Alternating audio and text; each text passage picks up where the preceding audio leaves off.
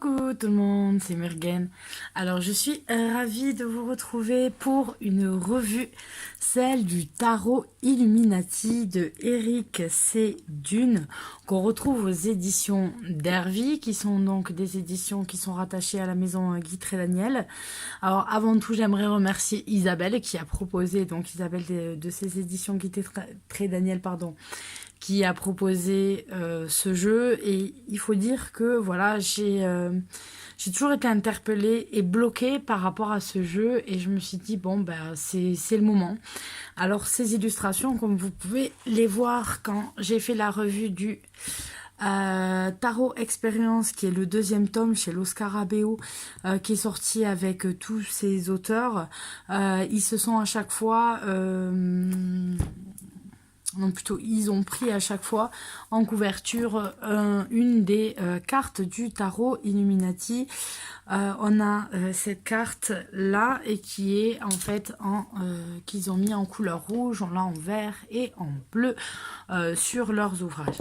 Alors ça a rien à voir avec les éditions Guy Trédaniel, et pour le moment, je l'espère un jour vraiment, que ces livres pourront sortir en français. C'est juste des livres exceptionnels, ils sont vraiment sympas. Donc voilà, si des éditions françaises entendent le message, achetez les droits de ces livres en français, pitié, c'est merveille.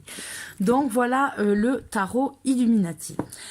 Alors, qu'est-ce qu'on a derrière? Donc on a déjà un tarot, le tarif il est à 28 €, donc un tarot complet avec un guide, hein, et puis vous avez une boîte en dur, quelque chose de plutôt bien, vous allez voir. Donc on nous dit, le tarot Illuminati contient essentiellement la lumière de l'illumination, de la réalisation et de la vérité. Chaque carte est comme un vitrail mettant en évidence un conte riche de sens, nous transmettant la sagesse antique sous la lumière du soleil. Alors effectivement, vous allez voir, quand on va regarder les lames, elles sont très très riches. Alors pourquoi donc on a bien sûr 78 cartes de tarot et un livre de 160 pages. Donc voilà comment ça se présente à l'intérieur. On a notre petit livret et un sachet dans lequel sont contenues les cartes. Vous savez que chez Trédaniel, c'est très très souvent qu'on nous offre le sachet qui va avec, et ça c'est plutôt pas mal. Ça se transporte bien plus facilement que quand on embarque la boîte. Donc ça c'est vraiment un bon point. Alors, on a un livret qui est un petit peu plus petit que la boîte, donc qui est en mode un petit peu livre de poche. C'est pas mal, ça se transporte facilement. Et pourquoi ce tarot m'attirait et ne m'attirait pas à la fois? À cause justement des Illuminati. Alors, Illuminati, c'est vite fait un courant de penseurs allemands au départ, qui est une sorte de société complotiste d'élite, les élites des élites, qui serait en fait une des sociétés les plus puissantes du monde, voulant dominer le monde et ayant reçu l'illumination et voilà, voulant modifier pas mal de choses. Donc c'est l'objet de multiples fantasmes et autres de différentes personnes. C'est quelque chose d'assez mystérieux et mystique. Et donc j'avais pas forcément envie de lire quelque chose qui était en rapport avec ça.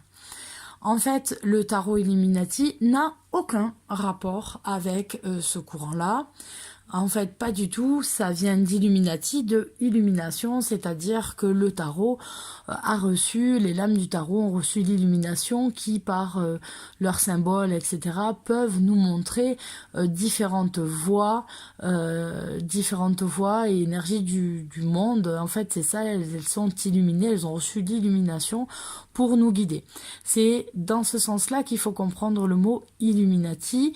Donc je sais pas, je pense que c'est quelque chose qui aurait dû être précisé par les différents éditeurs, hein, puisque là on est dans une édition française qui vient d'arriver, mais c'est un tarot qui existe depuis déjà pas mal de temps, notamment en anglais, d'où le livre que je vous ai montré là. Mais voilà, je pense que c'est quelque chose qui aurait dû être signalé avant ou dans la 4e de boîte, de façon à ce qu'on puisse un petit peu savoir. Et les gens qui, comme moi, risquent de faire un amalgame en fait, et du coup ne pas vouloir être tenté par ce tarot. Donc je l'ai eu entre les mains, et donc du coup voilà, je me suis aperçue de mon erreur et du fait que ça n'avait rien à voir, mais c'est expliqué dans le livre. Donc nous l'avons ici, où on nous dit: le tarot Illuminati n'a aucun rapport avec l'ordre du même nom, ni dans sa manifestation bavaroise, ni dans l'idée moderne d'une organisation clandestine qui contrôlerait le monde d'une manière ou d'une autre. Il ne partage avec les Illuminati qu'un idéal d'illumination, et son origine latine, Illuminatus, indique l'orientation de ce tarot. Le titre transcrit également l'esthétique des cartes, puisqu'elles sont baignées de lumière.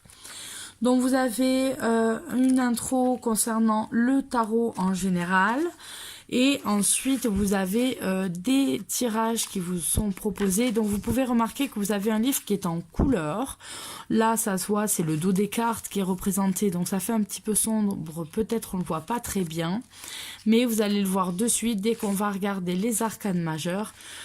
Donc on a au départ, avant de vous les montrer, l'astrologie qui est liée aux lames. Donc vous allez avoir les planètes et les signes astro. Donc par exemple, on voit que le fou est rattaché à Uranus, on a le chariot qui est rattaché au Cancer, la lune au Poisson, etc. Donc vous avez ensuite les cartes, et donc là vous avez une magnifique illustration, puisque le guidebook est vraiment bien illustré en couleur, et vous avez un format énorme, puisque la lame va prendre toute la page au niveau des arcanes majeures, et vous avez à chaque fois une explication, une sorte de texte en fait. Là c'est un petit peu comme si le fou vous parlait. Là, c'est entre guillemets, c'est le fou qui délivre son message. Et ensuite, on a thème et concept, un petit peu les mots-clés, si vous voulez, les mots-clés et concepts auxquels ça renvoie, qui vous sont expliqués. Donc vous allez avoir ça pour tous les arcanes majeurs. Donc c'est plutôt sympa d'avoir la sensation d'avoir les arcanes qui vous parlent. Ça me fait penser à une série de livres qui malheureusement n'est sortie qu'en deux ou trois tomes en français, où en fait ça va être les lames, les arcanes majeures du tarot qui sont incarnées dans une forme humaine, et qui vont avoir toutes les caractéristiques de leur lame dans leur caractère et autres. Et donc c'est plutôt très sympa de lire ce livre, très rigolo. C'est un roman sous un petit peu thème apocalypse, pardon. Et donc du coup voilà, ça me rappelle un petit peu ça quand je vois ça. Donc ensuite vous avez les arcanes mineurs. Donc là on nous dit que les arcanes mineurs viennent en fait illuminer l'ordinaire, donc c'est les expériences de tous les jours, hein. Et on va avoir les 4 éléments dans les familles, donc on va vous expliquer ça dans le guidebook. Vous avez ce qui est très sympa, un passage sur la numérologie. On ne trouve pas forcément ça partout quand on a des guidebooks qui expliquent les tarots. Et si vous commencez avec le tarot, avec celui-là, c'est déjà une bonne approche que vous ne trouvez pas partout. Donc c'est très bien de se dire que voilà, le 5 correspond à un conflit, un déséquilibre, une lutte, une agression. Le 6, le retour à l'équilibre, l'harmonie. Donc ça c'est plutôt sympa. Et vous allez ensuite avoir une illustration un peu plus petite que la précédente. Elle fait un quart de page pour les arcanes mineurs. Donc vous avez les baguettes, les épées, les coupes et les pentacles. Et ensuite vous avez toutes les figures de cour, où on va vous expliquer aussi leur place un petit peu, et ce à quoi elles sont références. Donc ici nous avons les princesses à la place des valets, les princes pour les cavaliers, et ensuite la reine et le roi comme d'habitude. Et appendice, vous allez voir que vous avez quelques pages qui sont consacrées à l'arcane de la papesse, de la grande prêtresse.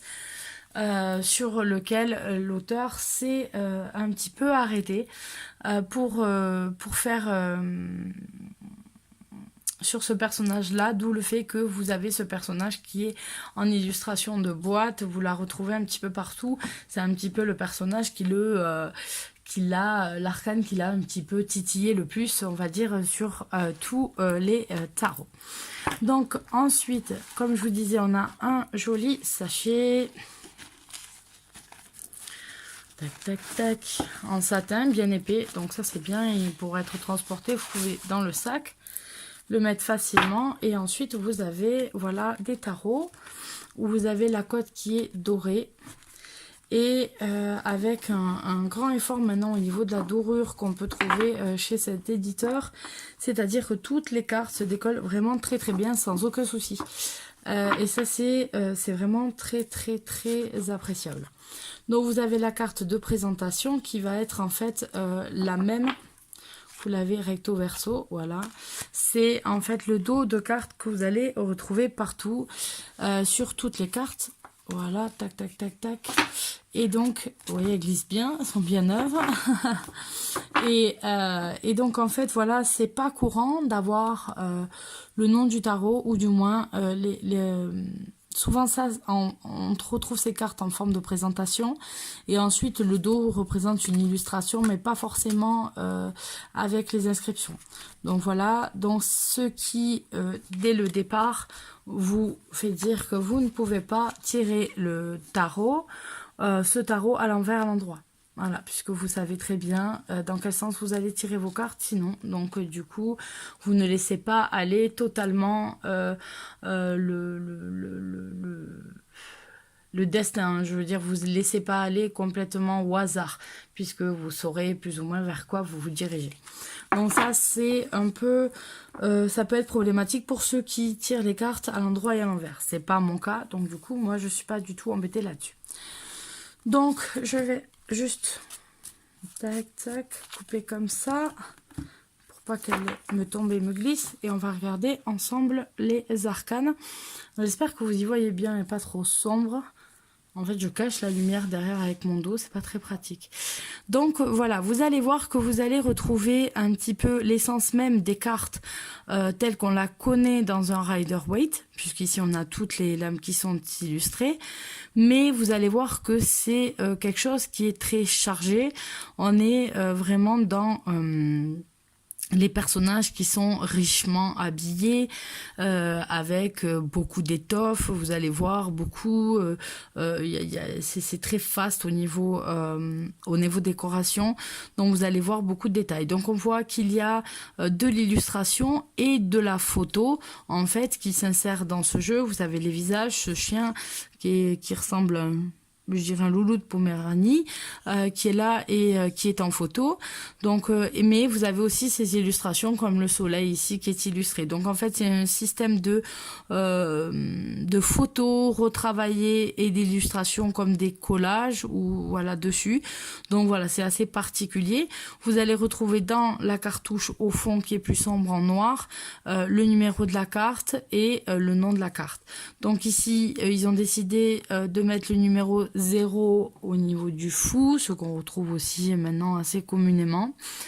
Et on retrouve les caractéristiques du fou, c'est-à-dire son baluchon, on le retrouve en haut d'une falaise, on le retrouve avec son fidèle compagnon, avec son chien. Donc voilà, on a un petit peu tout ça. On a d'autres éléments qui viennent ici, on a les montagnes, des hauts sommets enneigés, on a aussi une crique avec la mer. Qui peuvent nous montrer, par exemple, tout le potentiel de cette carte et le fait de se lancer dans l'aventure et qu'on peut tout tenter, quoi, aller là où on le souhaite. Donc voilà pour le fou. Ensuite, l'alchimiste, le battleur, le magicien est ici. Donc là, on a quelqu'un en train de travailler. On va retrouver les 4 symboles des arcanes mineurs. On a aussi tout un matériel de travail en dessous. On a des livres un petit peu partout. Voilà, et je vous dis, très très riche. On a dans cette sorte en fait de lumière, de pouvoir magique, on a le le signe de l'infini qui se dessine. Donc vous avez vraiment beaucoup de symboles et de choses à regarder quand vous êtes face à ce jeu. Vous avez par exemple ici, c'est écrit, il me semble, en théban au niveau du pentacle. Donc il y a beaucoup de choses à voir, à quoi correspondent par exemple ces lettres. Regardez les correspondances. Je ne connais pas le théban par cœur, je reconnais juste les symboles. Donc voilà pour cette carte. La fameuse grande prêtresse, la papesse, donc que nous avons ici. Hop hop hop. Donc celle qu'on va retrouver partout, on retrouve les symboles habituels, les 2 colonnes, les inscriptions, on va retrouver, là son livre est remplacé par un parchemin. Un parchemin, elle est, vous voyez, habillée vraiment très fastement, elle a ça forme une espèce d'aile, des ailes derrière elle en même temps que sa coiffe, où on va retrouver en fait les 3 faces de la lune sur sa coiffe, mais on retrouve aussi la pleine lune derrière en fait cette voûte gothique. Donc on a vraiment beaucoup de choses à regarder quand on a ces cartes. On peut vraiment aller plus loin dans les symboles qui peuvent vous montrer, mais on s'y retrouve tout à fait par rapport quand même à un Rider-Waite pour ceux qui ont l'habitude. Donc voilà pour l'impératrice, et on a l'empereur qui sont voilà tous les deux habillés dans les mêmes coloris. On a l'empereur ici qui est en rouge et doré, comme on peut retrouver la cuirasse d'un empereur romain. Tout en ayant des caractéristiques physiques, par exemple la barbe comme ça et les cheveux longs et tout, qu'on ne va pas retrouver de ce style-là chez un empereur romain. Mais on retrouve certains fastes, en fait, certains fastes romains. On a le symbole du bélier aussi. Donc il y a vraiment beaucoup de choses à étudier. Donc on a le pape ici avec les clés. On n'a pas, on a vraiment un rapport chrétien à cette carte. On a ici, on voit comme 2 prêtres en fait qui viennent, l'agneau pascal qui est sur les genoux du pape. On a ce symbole là du pape. On a les clés de la papauté. Donc on a vraiment le symbole chrétien qui est rattaché à cette carte qui est montrée ici. Donc les amoureux, donc là on est pareil, on a un petit peu la référence pareil à tout ce qui est Genèse de la Bible, où on a le jardin d'Éden avec Adam et Ève, et notamment l'arbre de la connaissance, le serpent qui s'y enroule, la pomme, et du coup le moment où l'arbre est détruit, où on les chasse en fait du jardin d'Éden, qui s'ouvre pour les laisser passer vers le monde. Donc voilà, il y a pas mal d'histoires à voir dans chacune de ces cartes. Donc on a le chariot. Bon, on va pas regarder tous les détails des cartes à chaque fois, sinon la vidéo va être vraiment très longue.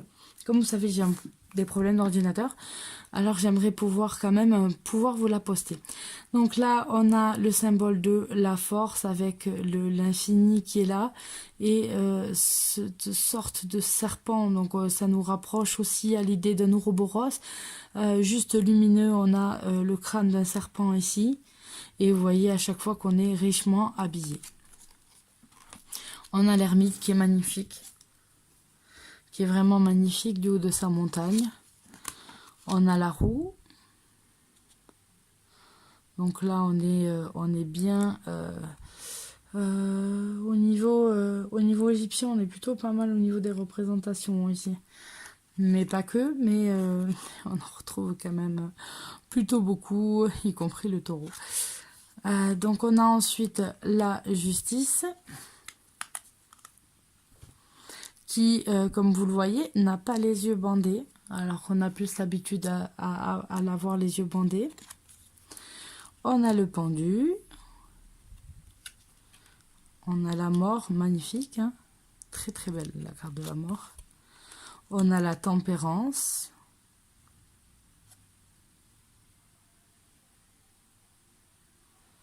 Là c'est pareil, la façon dont, je sais pas si vous pouvez voir, le détail de l'eau qui coule d'un côté à l'autre, en fait, on dirait un génome, vous voyez, avec les allèles. Donc voilà. Le diable, très joli aussi. La tour.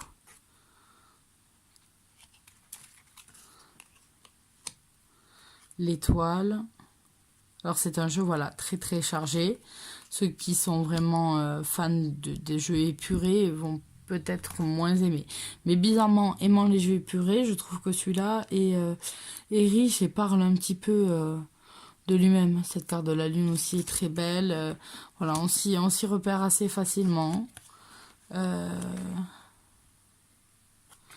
Il y a une attirance en fait à étudier ces lames, à essayer de regarder les détails qui ont été mis dans les cartes, qui ont été laissés. Là, on est dans le monde, on a un taureau, on a voilà les quatre qu'on retrouve au coin habituellement du monde. On a cette grande couronne de laurier.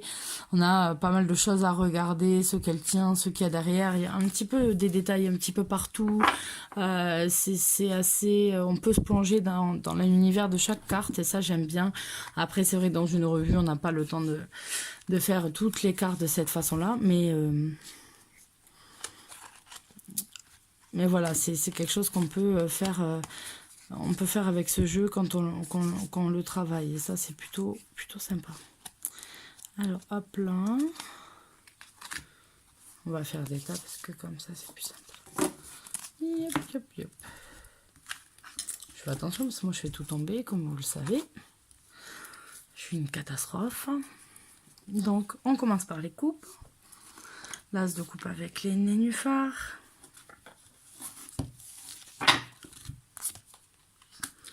Le 2. Voilà. Je vais juste vous les passer que vous puissiez les voir.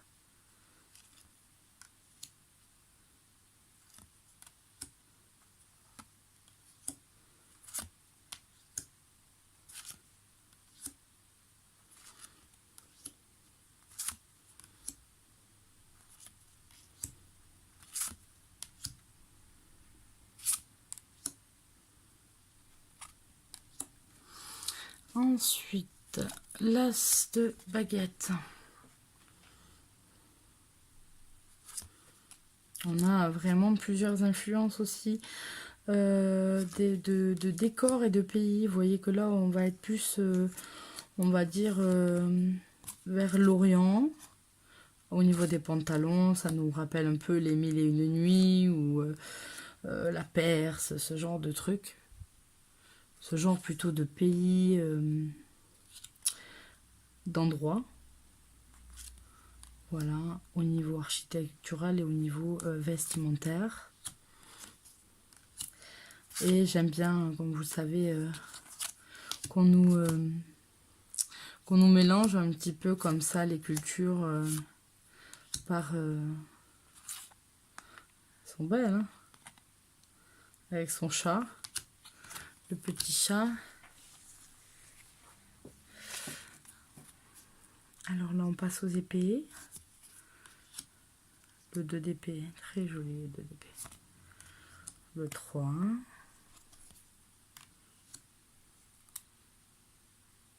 Voilà, avec ces vitrailles comme ça, on est... De nouveau, on se replonge un petit peu dans les influences chrétiennes.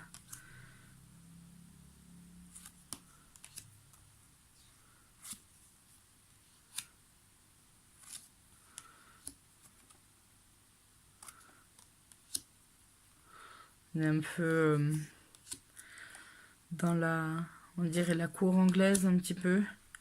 Là, on a l'impression de voir la reine d'épée, mais pourtant, la façon dont elle est habillée, tout ça, on dirait la reine de cœur dans Alice au Pays des Merveilles. Donc voilà. Ah, pardon, c'est la dernière carte du jeu. L'as de pentacle. Donc voilà, comme je vous disais, on voit que c'est écrit en théban ici. Là, voilà. Ouh, on est en Asie. Le 2 de pentacle.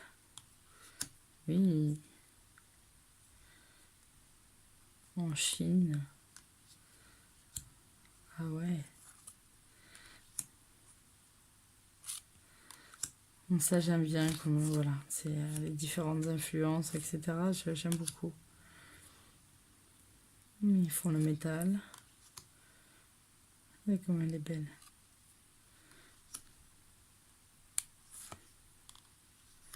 La princesse, le prince, et la reine de Pentacle et le roi de Pentacle. Très très joli.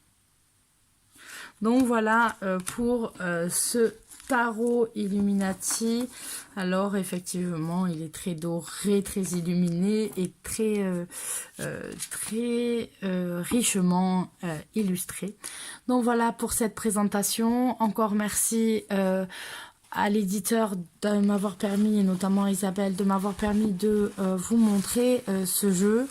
Voilà, et puis je vous souhaite à tous une excellente journée. Je vous fais à tous de gros bisous et je remercie ceux qui me suivent depuis déjà très longtemps et les tout nouveaux qui viennent d'arriver et qui m'envoient de gentils messages ou me laissent de gentils commentaires auxquels, en tout cas aux messages quand vous me les envoyez via Messenger et ma page Facebook, j'essaye toujours de répondre au plus vite et de vous répondre. Donc voilà, je vous fais à tous de gros bisous, à la prochaine, bye bye.